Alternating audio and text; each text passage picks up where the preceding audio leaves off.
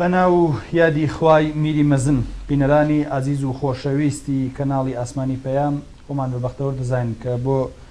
درێژە پێدان بە ئاڵلقەی دووەمی و توێژ لەگەڵ جەنابی مامۆستا دکتۆر مححمودی وەیسی بە خزمەتی ئێوەی ئازیز و خۆشەویست و جەنابی مامۆستا گەشتینەتەوە لە شاری تاران. مامۆستایان سپاس ئەکەین کە بۆ جارێکی تریش دەرفەتی پێداین بە خزمەتی خۆشەویست. مامۆستا لە ئەڵلقەی پێشووە باسی تأسيسي جماعات ما كرك جنابة جماعتي دعوة إصلاحي إمرو وأوكاته مشهور بجماعتي إخوان باسي كفرموتان أماجتان بودا مؤسسيكي فردي نبو بلكو كومالك لما مستعيان بون بهوي دامر زاندني أم فكرة والله موكو ديارة لما يجوا باسي لكن هاتني يقرتو إسلامي لو كاتا هاتنا أمدي بو لما تخيبها وأمانا بو بتايبت شخصي موسى صلاح الدين محمد بها الدين جزی کاریگەرەکان بوون لەسەر یا کارکتەرهایەکی ئەسلی بوون لەسەر دامەرزاندنی ئەم بابەتە چۆن جەنابەت دەبینی؟ هاوڕێ لەگەڵ تەبیعەتەن شەڕی ئێران و عێراق لەو ساڵانە و هاتنی ئەو بەڕێزانە بۆ ئێران خێروبەرەکەتێکی زیاتر بوو بە نەسیبی ئێرانیش تەبیعەتەن و مسلمانان ئێران بەتایبەت لە دوو شاری پاوا و مەریوان وەکو کار دەستی پێ کرد و وردە وردە پەرەی سند ینی ئەوان بوو بە هۆکار بوو لە حقیقەتە ئەوان فکرەکەیان دوایە لەوێ هاورد چون ئەزان لە ساڵەکانی 50 تقریبا 1950 ئەو تەفەکرە بۆ وەسیلەی ئوستاز محەممەد مەحموود سەواف چوو بۆ عێراق و دوای دکتۆر عەبدولکەریم زەیدان و کەسای تر لەو کەسایەتیانە بوون مامۆستانی منطقەی کوردستان مامۆستا مەرحومی عوسمان عەبدولعەزیز و مامۆستانی ترک لەوێ بوون ئەو فکران کرد باوکی مامۆستا صلاح الدین مەلا محەممەد ئەو لە هەڵگیرانی ئەو فکرە بوو و دوایە ئەو فکرە هات بەرەو ئێران لێرە استقبال بوو تەبیعەتەن چون مامۆستا سوبحانی هەر وەختی خۆی لە تەریقی وەکو مواصلاتی پۆستی مەجەلەی ئیخوانی بۆ ئەهات وەکو خۆی ارتباطی بوو لەگەڵ فکرەکە و نەبوو بێگانە بن ئەو مامۆستانەی ئێرەیج ئەوانیش کە هاتن تەبیعەتەن یەکگرتنێکی زیاتر دروست بوو و مەجموعەن ئەوان تەجاربی ئەو دیویان بوو چون ساڵایەکی زووتر ئەو فکر گەیشت و بە عێراق و دوایە ئەو تەجاربەیان لەگەڵ خۆیانە حەم کرد و هاوردیان بڵێن ئەوان تەنزیماتەکەشیاندا بێەوە لە حەقیقەتە ئیتر وەکو تەشریکی مەساعی بوو لەو بابەتە حەڵاوان وەکو عەرزم کردی تەجروبە و خبرەیان بوو هاوردیان ئەو تەجروبە و خبرەیان تەرح کرد لێرە و جەرح و تعدیلیش کرا وەکو بوومی کرا چون بارودۆخی ئێران متەفاوت و لە بارودۆخی ئەو دیو و شکلێکی ئێرانی پێدراشتەکە تا ئەو ساڵانێک کە ئەو بەڕێزانە تەشریفیان بوو و دوایی کە کۆچیان کرد بۆ ئەو دیو و چوونەوە لەوێ و تەسیسی یەکگرتووەوانەی تر اتفاق کەوت ئیتر ئێران کامڵەن سەربەخۆ بوو و توانیمان دوای ئەو ساڵانە ئاڵوگۆڕێکی زۆر هات بەسەر شتەکە پەرەی سەند لەباری وسعەتی مەیدانی کارەکە و الحەمدولله ئیستا بە ناوی جەماعەتی داوەت و ئیسلاح کۆنگرەهای یەک بە دوای یەک بەرگوزار کردووە دوای ئەو کۆنگرانە کە لە ساڵی 1963 اتفاق کەوت کە تێکەڵ بوو لە برایانی ئێران و عێراق لە دواتری ترار صرف بوو بە برایانی ئێرانی لە مەناتقی مختلفێک کە ئەهل سونەتیە نیشتەجێیە. ئایا توێن بڵێن منشە و ڕیشەی تەسیساتی و فکری یەکگرتووی ئیسلامی و جەماعەتی داوەت و ئیسلاحی ئێرانیەکێکە؟ لە حەقیقەتە هەردووی بەسراون بە بێداری ئیسلامی یعنی تەفەکوری ئیخوانیە منتەها وەکو بارودۆخی کوردستان بەعزێک ئاڵوگۆڕی هاوردە بەسەر بنەمایەکە هەوەیە لە ئێرانی بنەمایەکە ئەوەیە وەڵام گۆڕی هاتووە بەسەرا بوو ئەم بوو بە وەکو بێداریەکی ئیسلامی ئێرانیە و بوو بە بێداریەکی ئیسلامی لە کوردستانی عێراق. ئایا دەوڵەت لەو تێکەڵبوونی ئێوە ناڕەحەت نەبوو لەو کاتە عەکسولعەمەڵی چی بوو؟ فرە چت نەبوو چون ئەیامی شەڕ بوو تەبیعەتەن 8 ساڵە و شەڕە تووری کێشاوە لە حقیقەتە بە ئەندازەی کافی مشکڵاتێک بوو کە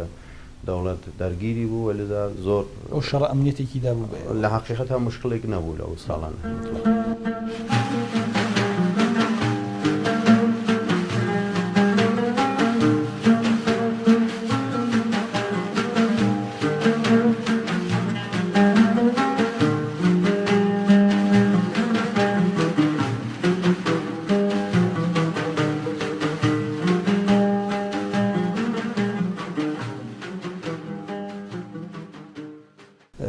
مامۆستا جەماعەت لە ئەوەڵی بدایەتی تەسیسیەوە ئایا وەکو حرەکەتێکی بێداری ئیسلامی وەکو یا وەکو جەماعەتێکی داعوی هاتەمەیان یا سعی کرد لە ئەوڵۆکو کارکتەرێکی سیاسی و حزبێکی سیاسی بێتە ئارا لە کوردستانە. ئەسڵەکە جەماعەتێکی داعوی و تەربیەتی بووە و سیاست بوو بە ئیستثنا واتە ضرورەت و ظروف و شرایەتێکی ناوخۆ بووەتە هۆی ئەوەی کە بەعزەن ورود بووێ بە مەسائلی سیاسی وگەنە ئەسڵەوە نەوەگە وەکو محورێک بەڵام بە حەسەبی ضرورەت و ظروف و شرایەتی مختلفێکە هاتووە بەسەرا چ لێرە چ لە شوێنێکی تر جەماعەت ورودی کردووە مەسائلە و چون من جەماعەتی داوەت و سلاح لە حقیقەتە یەکێک لە محورانی ئەسڵی وەکو ڕسالەتێ بۆ خۆی تعریفی کردووە مشارکەت و حضور لە مەسائلی شعبی و ملی ووانە بێ گۆشە بگرێت و لە کەنارێکە فقط بۆ خۆی دانیشێت تا ژیانێکی ئاوا بووەتە سەر بەڵکە حضورێکی پڕنشات فعال مؤثر و لە هەر شوێنێک ئەزدانیگیە ئەسەرگوزاری هەست قەتعەن حضوری بووە منتها حضورێکی منسەجم و سەنجیدە نە حضورێکی هەروە وەکو بێ بەرنامە و بێ مدیریەت و لەبەر ئەوە ئەگەر تەوفیقاتێکی نەسیب بووە لە تووری ئەو هەموو ساڵانە تەبیعەتەن تا ئیستا هەمووی لەبەری ئەوە و انسجامە بووە ئەو تەشەکلە بووە ئەو شورایی بوونە زاڵ بووە بەسەریا تەسمیمەکان تەسمیمی فەردی نەبوون مطلقاً لە مدیریەتی کەلان و بەرز تا مدیریەتی جزئی و خۆر و لذا لەو بابەتە تەوفیقاتی زۆری بووە هەم لە یعنی ئەگەر تەواشا بکەین مقایسەی تەوفیقات بکەین و ئەو شوێنانەی کە کەم تەوفیق وگە دەرەکەوێ بوومان کە تا حدودێکی زۆر توانیگە هەم لە ئەدەبیاتی سیاسی تعاملێکی بەرەساسی عزت و حکمت و مەسلحەتی بێت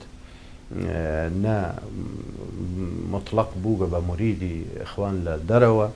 واتە هەرچی ئەخوان دیکتەبکە ئەنجامی بدا نە لە داخلی وەکو استقلالی خۆی لەدەستداوە و استقلالی خۆی چی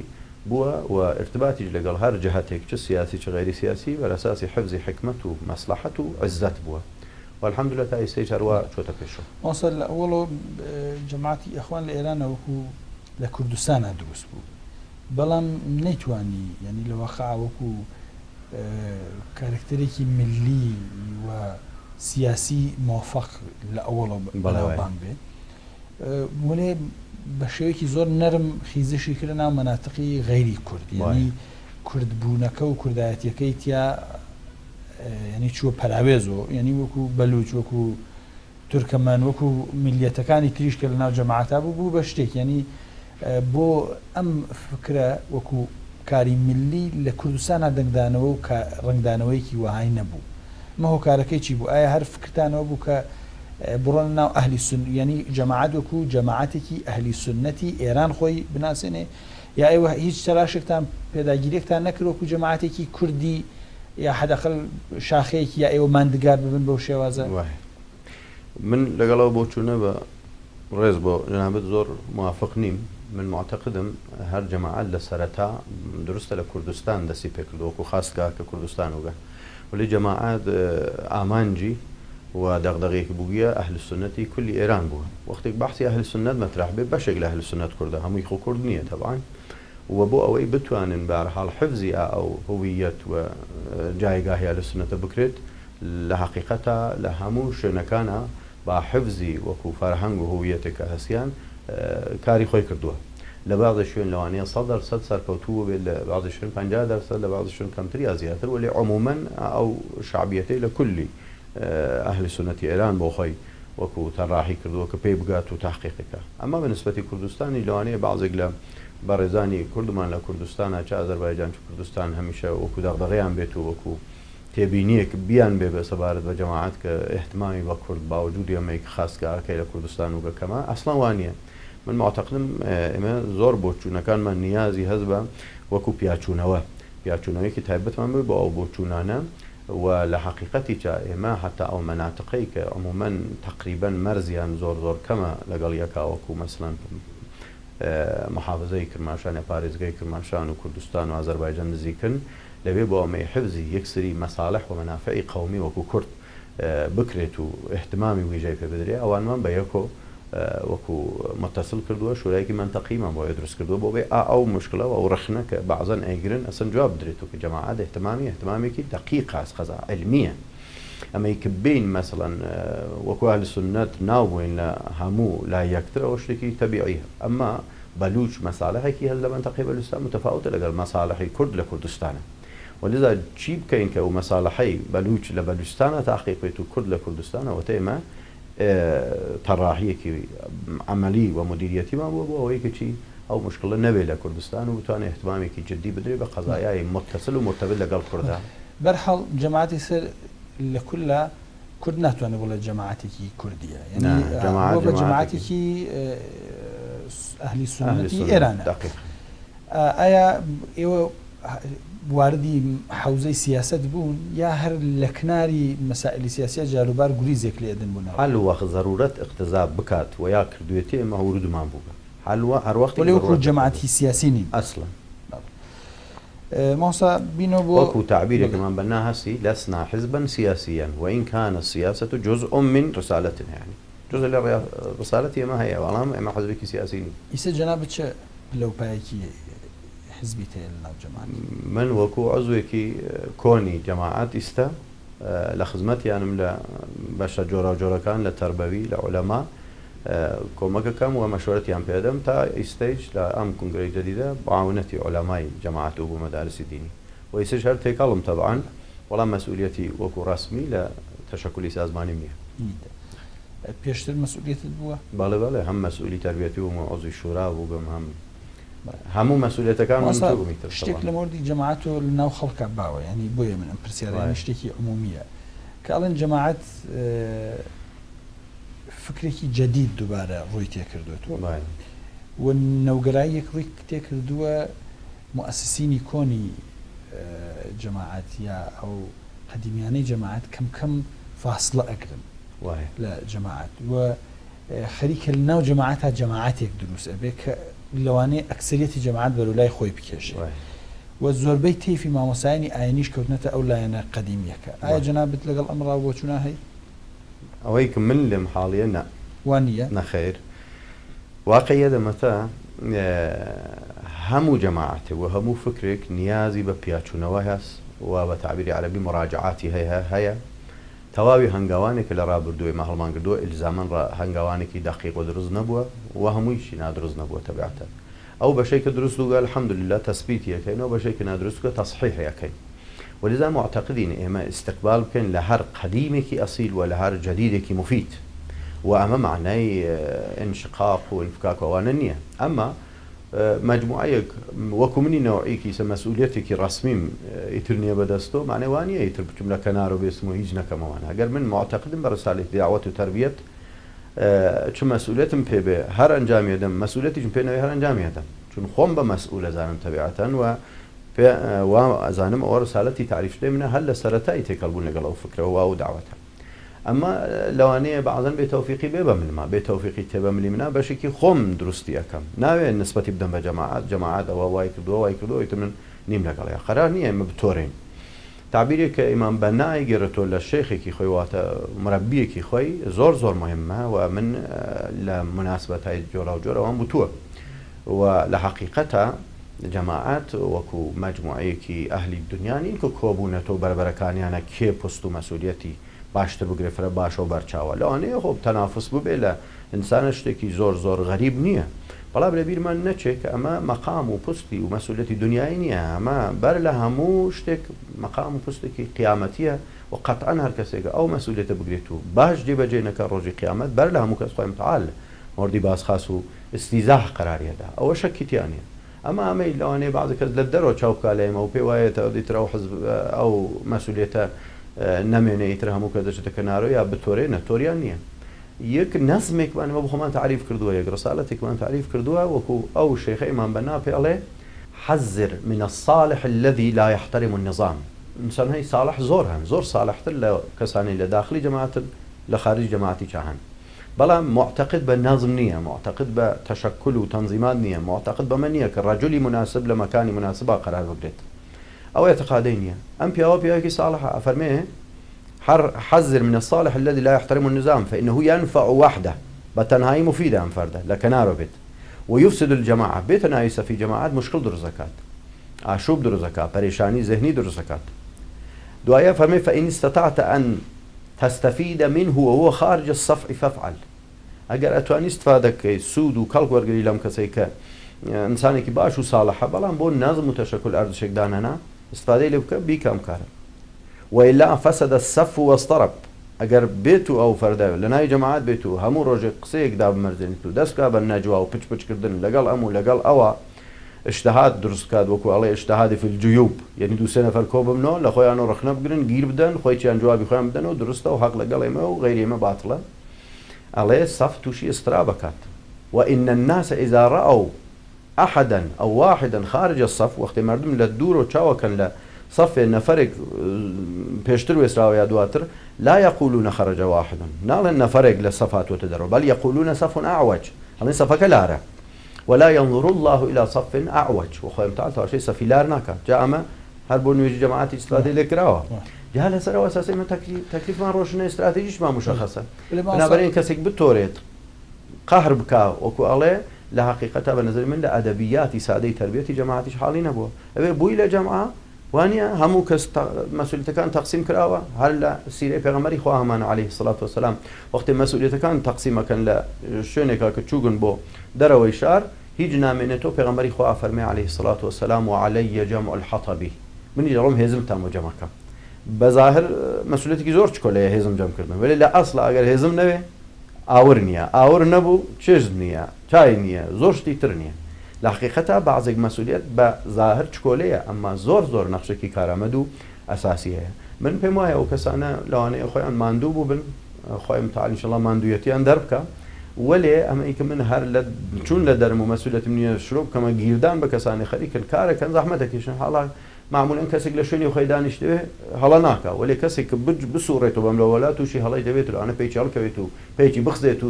اشتباهی بکە. بەڵام ئێمە ئیلتەمس لأخیکە سەبعینە عوزرەن استراتیژیمانە. ولی ماوەسا کەسانێک هەن لە دەرەوەی کاروباری جەماعەتیانی هاتنەوەتە دەرەوە ئەم بچوونەی جەنابتیان نییە، لایەن وایە کە ئینشقاقی تەنزیمی نییە بەڵام ئینشقاقی فکری هەیە، ئەنی بیرروبۆچوونێکی تقریبا ئیسلامی سێکۆلاری لەوانەیە حاکمتر بێ هەتا بۆچوو جناب لەگەڵ ئەم ڕابۆچوونە فکریات چۆ ببینن ئەمە ئەوەی کە زۆر پێویستە بیزانینەوەتە کە جەماعەتیش وەکو هەر جەمعێکی بەشەری زەعفا و قووەتایەکی هەست و ئەلبەتە ئاسیبپەزیریچە و ئەم ئاسیبپەزیریە بەعزەن جەمع کاتە ڕووە کاتە کەلانی جەماعەت، بەعزەن ڕووە کاتە فەرد عضوی جەماعەت. جەماعەت کەتمی ئەفواه ناکەواتە دەمبەز نییە، دەمی ئەفراد ببەسێت و فکریان ببەسێت و بڵێ هەر ئەوەی من ئێڵێم ئەوە بێت. ولذا حرية وآزال حقيقتها هم سلبيات يا هم إيجابيات يا طبعا وزور اعتيادية. لو سرتا أوان بو سمع تعيق بو أفراد كاملا لا منظومية خاصة هلا صوران بلام إستا دنيا جوربوها هوري قال جوربوني دنيا إنسان جورتر بو قال الدنيا وكو زمان جاود دنيا بود أبي بده كدي جهاني ولا استوانية استده كدي جنيا استهر بوت مالك چندان ديوياس يعني زۆر دنیا چکۆلە بووە تۆ بەڵام ئینسانەکان گەورە بوونەت و وەختی گەورە بووە تۆ نایە بەری گەورەبوونی فەرد بکریت لە عینی حاڵەش هەڵەیەکی بۆ دروستە وەکو فەرمووت بەڵێ لەوانەیە تەفەکورێک بەعزەن ئەمە خەریک نییە ببێ بە حاکم نا مەجالی نییە لەوانەیە لە دەرۆ کەسێک چاو بکە وای لێ حاڵی بکەڵێ مەسەن فلان و فلان ئەو تەفەکوریان نەس لەوانەیە وابێ حال لە زمانیمان بەننا لە جەماعەتی ئیخوانە مەگەرش ئەتفاقی وا نەکەوتووە نەتەنها نەبووە بە حاکم ولی ئەو تعبیرەیە کە خوێندمەوە لە خزمەتانە ئیمان بەنا کە خاترەت وەکو بیرەوەریەکی ئوستادێکی خۆی ئەیگەڕێتەوە دەقێن اتفاق کەوت لە ظروف و شرایەتێکا سێ نەفەر طرح بوون تەفەکوریکی ئەویان پێیا کرد کە معتقد نەبوون بە جانشینی حەسەن الهوزەیبی بۆ ئیمان بەنا یەکێکیان صالح ئیشماوی بوو رحمه الله یەکێک سەید سابق بوو رحمه الله یەکێک محەممەد غەزالی بوو رحمه الله هەر سێ فەوتیان کرد یەک بە دوای یەک ئەم سێ نەفەرە لایەندا وتیان وەڵا پێما وایە ئێمە ئەحەق و ئەولاین بەمەی کە جێگیری ئێمان بە نابین تا حەسەن الهوزەیبی وەلایەندا وەزعیەت و شرایەتێک هاتە پێشەوە کە هەموو برایان گیران دوای شەهادەتی ئیمان بەنا هەموو زندانی کران لە ڕائسیچانە حەسەن الهوزەیبی کە جانشینی ئیمان بەنای غەیری ئەم سیانە هەموو دەستگیر کران لەو وەختە هەر سەبیریان کردو واقعاً متوجه بوون بە هەڵە ڕۆیشتون هەر کامیان جۆرێ مراجعاتیان نووسی و پەشیمانی خۆیان دەربڕی صالح ئەشماوی زۆر متەفاوتتر بوو مراجعاتەکەی وە گەڕانەوەکەی هەر لەو فکر و بۆچوونە کە پێی وا بۆ جەماعەت خەریکە هەڵا کات و هەڵەیش لەوێ دەستی پێ کردووە کە حەسەن هوزەیبی بوو بۆتە جانشینی مام بەنا و سوێنی خوارد ئەگەر ئەو جەماعەتە ڕزگار بوون و بێنە دەرۆ من کە حەزمە کردبووم بە مرشدی عام دوای بەنا ئەوێ کۆلەتەرین پۆست وە جایگاهی جەماعەتی منەوە بگرم وتیان چی وتی ئەوم بە بەواب و دارت داوە ئەوم بە دەربانی داوەت وتیان دەی خاسە قەیچێکە بەهەرحاڵ جەماعەت ڕزگار بوون ئەم خاتراتە ئوستاد ڕاشد دەیگێڕێتەوە ئەڵێ دەفەیەک چوون بۆ مەکتەبی ئێرشاد لە قاهرە تاشان کرد پیاوێکی ڕدێن سپی زۆر نورانی لەسەر چوارپایەک لەسەر خیابان دانیشتووە لە دەرگای مەکتەبی عامی مرشد منیش چوومە ژوورە و کەمێک پێم ناخۆش بوو ڕیسپیەکی ئاوا ماقۆڵیان لە سەری خیابان دانیاگە لەسەر چوارپایەک دانیشتووە کەمێ احترامی پیر و ئەوانە بگرن باشەمانەوتی ئەوە داستانی هەیە پرسیمە وەختە مامۆستا عومەر تلمەسانی بەڕەحمەت بێ مرشد بوو ئەمە ئەو زمانیشە تێپەڕی کردو ئەم هەر ماوە وتی ئەوە ساڵح ئشماویە وەختی خۆی ئەو بەسەرهاتەی بووە ڕازی نەبوون باوەی کە جانشینی مرشد حەسەن هوزەیبی بێت و وەیستە خەریکە دەورانی تەوبەی خۆی تێپەڕەکات و مختصرەکەی وتوویە ئەگەر ئەوان ڕزگارن من ئەوم بە بەوابی داڕە وتومانە بەر با دەفتەرێکت بۆ دابنێن وەکو ڕئیسی دەفتەر دانیشت و ماقۆڵ و تەلیفۆن و تەشکوتی نا ئەوی چار خراپە بۆ نەفسم ئەبێ چوارپایەکم بۆ دابنن بۆ ئەو نەفسمە تەنبیه کەم و دوایی کە فەوتی فەرموو عومەر تلمەسانی وتی ساڵح ئەشماوی تەوبەیەکی کردووە کە بە ئەندازەی تەوبەی هەموو برایانی قاهرەست ئەو نە تەوبەکەی گەورەوە و ئەم بەسەرەتانە بوو لە تاریخی داوا دەسم شتێکی تازە نیەیسەکە ئیستەیج من عەرزەکەم ئەگەر ئەو بۆچوونە لە دەرەوە بێ سەبارەت بەمەی کە بەعزی لە ئەفرادی جەماعەت بەرەو سکولاریست چوون بە حتا بازێک بەرەو سەلەفیەتیش ئەولاکەش بڵێ ئەفراد و تەفریت ئەفراد و ئاعتدالێت بەنظری من غەیری ئەتیادی نییە زۆر زلی چی ناکەین شتەکە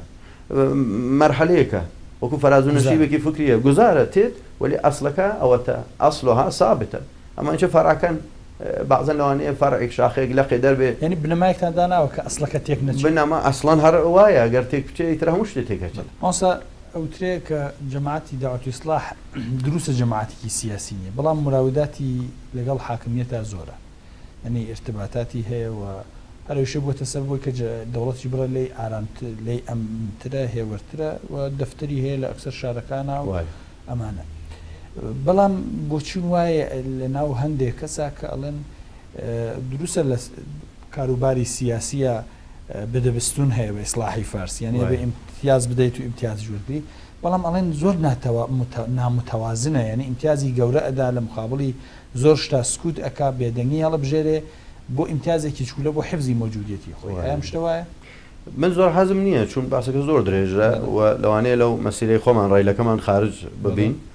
بەڵام هەر بە اختصار تیشکە خەمەسەری کەسێکە لە دەرو ئەڕوانێ بۆ ئێمە ڕوانینی دەری کفایەت ناکا بۆ ئەمەی سەحەی لەسەردا بنات و بیکا بە ئەسڵ ئەوێ بێ لە ناوە بڕوانێت بزانێ واسەیانە من سێدانە ئەسڵ مشارە پێ کرد و ئێمە بڕوامان پێیە عزت حکمت مەسلحەت لەگەڵ هەر جەهەتێ وەکو نەفەر وەکو جامع وەکو دەوڵەت ئێمە تەعاملەکەین و تەعاملمان جۆرێک نییە کە عزت و حکمت و مەسلحەتمان بخاتە خەتەرەوە لاقەت خۆی چمان عزت و حکمت و مەسلحەتی خۆمان تعریفەکەین لەوانەیە کەسێک تعریفی جۆرێکی تر بێ لە عزت و حکمت و مەسلحەت ولذا ئێمە نا وەکو شتێکمان لە جەهەتێکەوە بێت دیکتە بکرێت بێ ئەمەی بزانین درستە یا نادرستە شوێنیەکەوین و لە دەری چۆ هەر کەس بێت و بڕیارێکی بێت و بۆچوونێکی بێت دیتر ئێمە متەئەسر بین بەو بڕیارە مەشی خۆمان تێک نادەین من ڕەویەمان بۆ خۆمان تعریف کردووە و ڕەویەمان سابتە و وەختێک ئێمە نێوانمان لەگەڵ خۆی متعال تەکلیفمان ڕۆشن کردووە تۆ لەگەڵ ئەوە خەریکن معاملەکەین ئیتر گوێمان نییە لەوانەیە بەعضێ بۆچوونی ئەوە هەر هەس و زۆر ئاعتیادی چە بەڵام ئێمە من وازانمە کەسێک بێ لە ناوە عینی ئەو پرسیارە جەناب تا مەتراحتان کرد مەتراحیکە جوابی ڕاحەتی دەزەکەوێت بەڵام ئەوانە لەوانەیە ئەو زەحمەتی خۆیان بەرەوەی کەیسە جەنابەت پۆستی ڕسمی نیە لەناو جەماعەتە هەندێک پرسیاری تر هەیە من لەوانە لاچین و ئەچین یەکو ئاخرین پرسیار لەسەر جەماعەت داهاتووی جەماعەت چۆنە بینی جەماعەتی داوەت و ئیسلاح من وازانمە ئەو مەشیە کە تعریف کراوە و ڕەویە و ڕسالەتە و ئەهدافە و استراتیژیانە من وازانم داهاتووەکە ئەوڵەن خۆی متعال تاینیەکە ئەوەلێ ئێمە داهاتوو کامڵەن ڕۆشن ئەبینین هیچ نقطەیەک و خاڵێکی ڕەش و مبهەمی تیان نییە معتەقدین ئەگەر بەم ڕەویەی خۆمانە بڕۆین کە ڕەویەکی ئاعتدالیە ڕەویەکی وەسەتیە و ئەهلی ئەفرات و تەفریت نەبین و نین من وازانم داهاتوومان داهاتوویەکی زۆر باشتر لە ڕابردوو بگەڕینەوە بۆ ڕابردووی جەنابتان و ساڵانی 16 کە چوونە خانگا بەڵام یەک پرسیار ئالێرا دروستە بێ پەیوەندیتان لەو کاتا لەگەڵ کاک ئەحمەدا چۆن بوو وەکو دیارترین ڕەهبەری ملەتی کورد لە ئەوایل ئینقلابە؟ من حاڵایە دای بنێن بێ تەوفیقیە کەم تەوفیقی من هیچ پەیوەندیەکم نەبوو مطلق. ساڵی 67 دەرست تەواو بوو گەڕایتەوە بۆ خانەگا لەوێ دەست کرد بە تەدریس ئایا بووی بە فەرموو بووم بە مەعاونی لاقەدا مدەڕسی ئەوێ ئایا وەکو مامۆسایەتی مزگەوتان هەبوو ئێوە پاوە؟ پاوەنە خانەگا بە مزگەوتی جامعی بوو تەبیعەتەن هەم لەوێ من وەکو چەند ساڵ خەریکی تەدریس بووم لەوێ من لە ساڵی 67 تا 81 کە هاتم بۆ تارن یعنی 13 ساڵ تقریبا. فەرقی حجرەی جەنابەت وەکو کەسێکی هەم ئاکادمیک و دانشگایی هەم وەکو کەسێکی مامۆسایەکی ئاینی کە لە خزمەت پایەبەرزانێکی ڕۆشنبیری وەکو کاک ناسر و حاجی مامۆسای ئیمامی ئەمانە دەرست خوێند بوو فەرقی حجرەکەی خۆت چی بوو لەگەڵ حجرەکانی ترا؟ لە حقیقەتە ئەو وەختە ئاکادمیک نەبووم من ساڵی 69 تازە چوومە دانشگا یعنی دوای ئیجازەم وەرگرت دانشگایش لە ئەدەبی فارسی قبول بووم و هاوڕێ دانشگایکم وەکو زانکۆم لە مەقتاکی وەکو دەرسی مەخۆن تەبعاان تا 74 لە پەیامنور بووم ئەو وەختە پەیامنوریش ئەوڵین دەورەی بوو لە ئێرانە هەر دانشگایەکی مستەقل بوو تەبیعەتەن من ئەو چەند ساڵە لیسانسیا بەکارێوسم وەرگرت لە ئەدەبی فارسی و هاوڕێج من ئیجازەنامەی مەلایەتی چم ساڵی 69 لە خزمەتی حاجی مامۆستای پاوە ڕەحمەت بێ وەرگرت و دوایی ئیتر لەو ساڵانە مستەمر من وانەوتنەوەم بوو و الحەمدوللا چوون لەو مدەتێژ لە سەقز و بانە و مەهاباد و ئەوانە هاتوچووی زۆری ئەو مامۆستان و فەقییانەمە کرد منیانە ناسی و بە تایبەت ڕومیەج دوایەوە وردە فەقییانی لە سطوح و پایەهای جۆرە و جۆر ڕەوانە بوون بەرەو خانەگا و ئێمە هاوڕێ لەگەڵ یانە هەم کاری فکریمانە کرد و کاری علمی مجرد بوو یان مجرد بووم من تا ساڵی 70 تقریبا مجرد ماسا لە حجرا جەنابەت ئایا وەکو ئیجازە دەر ئیجازەی فەقیشت ئەدا یا فەق وەکو تەدریس دەکرد؟ من لە حقیقەتە ئێتر ئامادەیانەمە کرد هیچ کارێکیان نەما بووە چونە منتەقەی خۆیان ئیجازەیانە کرد ئێمە ئەومان بە مەسلحەت دەزانین چونە منتەقەی خۆیان مامۆستاکانی ئێمەیانە ناسی و ئەتواریان بوو بە ئەلموزانیاری فەقیەکانە چون و چەند ماوەی گەمان و ئیجازەیانە گرتەوە بە مەلەخ. مامۆسا لەو کاتانی چ لە کاتی خوێندن تا چ لە کاتی دەرسوتنەوە تا مامۆسا بەناوبانگەکانی ئەو منتەقە کە حجرەی موفەقیان بوو کێ بوون؟ حجرەی مامۆستا ئەحمەد بوو مامۆستا ئەحمەدی شوێ لە منتەقەی بانە حجرێکی موفق بوو مامۆستا ئەبوبەکری محەممەد کەریمی لە مەهاباد مزگەوتی سوور حجرێکی موفق بوون عەدەد بوون لە حقەتە فەقیەکان ئیتر کەسانی تر زۆر یا من لە بیرم نییە یا بەرچاو نەبوون وەلی تر ئەوانی تر ئەگەر بیان بێت و مامۆستانێکی موفق بوون دوو سێ فەقیە معمولا لە حجرەکانە بوون لە منتەقەی پاوە کرماشان ئەسڵەن هیچ نەبوو.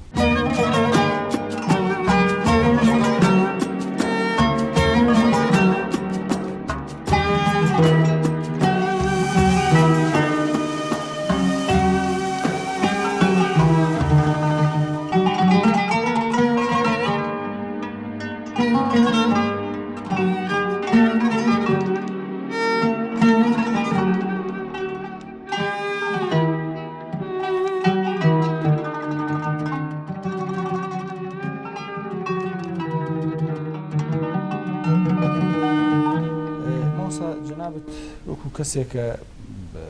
هەم لە دانشگا دەرست خوێند و دەرسیشت داوەتەوە لە حجریشا دەرست خوێند و دەرسیشت داوەتەوە ڕەمزی مۆفەقیەتی حجرە لە چی ئابین وەکو دیارە ینی کەسێکە لە حجرا خوێندی زۆر ڕیشەیتر جەنابەت ڕەمزی مۆفەقیەتی لە ئایا کامیانت پێ باشە ئەگەر جەنابەت ئێستا سیستمێکی دەرسوتنەوە ئامۆزشی دابنی بە کام سیستم تەڕاحیەکەی وایە لە حقیقەتە پرسیارەکە چەند پرسیاری تیا بوو لە سەرەتا بڵێن ئەسڵەن ئامانج و هەدەفێکە فەقیە وەکو تەلەبە بۆ خۆی تعریفیەکات ئەگەر تعریفی بکات زۆر متەفاوتە لەگەڵ ئامانجی یەک دانیشتجو لە دانشگا فەقیە لە حقیقەتە ئەیەوێت فێر بێ بۆ فێربوون و بۆ فێرکردن ئەمما دانیشتجو فێر نایە بۆ فێربوون و فێرکردن لە حقیقەتە عمومەن ها عەرزەکەم بەڵکە زۆربەی ئەوەتە کە تەمەنایەکی دنیایی هەزوە ئەیەوێت شغڵێکی دەستکەوێت لە پێناوی ئەو خوێندنەیە و بووێ بە صاحبی مەنسەب و جایگایە هەڵە یا تەدریس بکات یا لە شوێنێکا بووی بە کارمەندێک و کارێک ئەنجام داوای مەرای بەعاش بکە ئەمە تەنها شتێک فعلا نییە لە مخەیەلەی فەقیەک ئەوەتە کەچی لە ئایندە بێت و ماڵێک تەشکیل بات و ئمراری معاش بکات و ئەمان وەلیدا زۆر موفقترە چون ئامانجەکە ئەو زۆر بەرزترە تەبعاً و من ناڵێم لەبەرەوەی کە ئیترێمە نەفی دانشگا بکەین چون خۆم هاتووم جەمعی بینی هەردووم کردووە و پێم وایە ئەگەر تەوفیقاتێک لە دانشگا دەستم کەوتووە ڕیشەکان ئەگەرێتەوە بۆ حوجرە و زمانی فەقیەتی عمقێکە لە دەرس خوێندن و وانە وتن و وانە خوێندنی حوجرە هەز متفاوت لەگەڵ دانشگا جگە لە ئەهداف دانەجوو فەقییانە ئایا ڕەوشی تەدریس یا مێتۆدۆلۆژی حوجرە زۆر متفاوتە تەبیعەتەن کامیانە پێسەر من معتەقدم بەئستی تەطویر دروست بێت تەغییر دروست بێت هەم لە وانەوتنەوەی دانشگا هەم لە وانەوتنەوەی حوجرە یعنی چی لێ بکرێت یەک نظام ئەوەڵەن وەکو مەرحەلە بەندی بکرێت ڕەوشەکان تێبینی تیا هەست قەتعەن ئەوێ ڕەوشەکان تەجی نەزەری تیا بکرێت ڕەوشی وانەوتنەوە هەم لە حوجرە هەم لە دانشگا وە لە عینی حاڵ سیستمێک لە دانشگا دەتوانین کاڵکی لێ وەرگرین سیستمی ئیمتحانگرتن و لە حوجرە نەبووە شتانێک هەز قووەتە لە حوجرە و زعفە لە دانشگا شتانێک هەست قووەتە لە دانشگا زعفە لە حوجرە ئەبێ سای بکەن هەردووی بە یەک و تێکەڵ ئێوەکو جەماعەت هەم جەماعەتی ئیسلامین و تەبیعەتەن مامۆسایانێک شتانەیە لە حوجرەیان ئەیە توانیوتانە ئەم تەغییر و تەتەوراتە جەنابە سەردەمێکیش مەسئولی مامۆسایە ڕاستە توانیوتە ئەم فکر و بۆچوونایی و تەغییرات لە حوجرەی جەماعەتە ببێ لە ئەوەی کە بە ناوی حوجرەی جەماعەت و بەڵێ ئەو کارەوان کردووە ئیستیجار جاریە یعنی شتەکە مەکو مەسەن حوجرەی ڕوانسەرۆک و حوجرەی خانەگا لەو وەختەکە من بووم زیاتر تەبیعەتەن و بەقیە حوجرەکان وەکو دەستاوەردێک تەجربەیەک تێکەڵێک هەتە دەرسەکانمان واحد بەندی کردووە ترمبەندیمان کردووە تەقدیممان کردووە مامۆستاکان وەریان گرتووە و ئیستە لە زۆرێک لە شوێنەکان ئاواخەری موفق بووە من وازانم ناموفق نەبووە ولی تەوفیقێکی زۆر نییە ولی تر زمانی گەرەکە کە جێ بکەوێت یعنی ئاستی خوێندنتان بەرز کردوێتەوە یان بەرزمان کردووە تا ئەسخەدا ئستعدادی فەقیەکانی شکوفاتر بووە لە عینی حاڵ توانیگە موفق بێت لە حوجرە توانیگە لە ئیمتحانێک دانشگا شرکت بکە ئیمتحانی دانشگایەک کە نەفەر بە زۆر بە زەحمەت قبول بووە و زۆر بە ئاسایی قبول بووە سپاس بۆ جەنابتان بۆ کاتێک کە پێماندا ئینشاءڵڵا لە ئەڵقەی داهاتووە باقی پرسیارەکان زانکۆ و تاران هەندتان ئاراستاکەین بینەرانی عەزیز و خۆشەویست سپاس و ماڵاوایتان لێکن کە تام کاتە بینەر و بیسەری بەرنامەکەی مەبوون تا ئەڵقەی داهاتوو بە خزمەتی ئەوەی خۆشەویست و مامۆستا گەینەوە هەموو لایەکتان بەخوای بەرزی بە هەوتا ئەسپێرم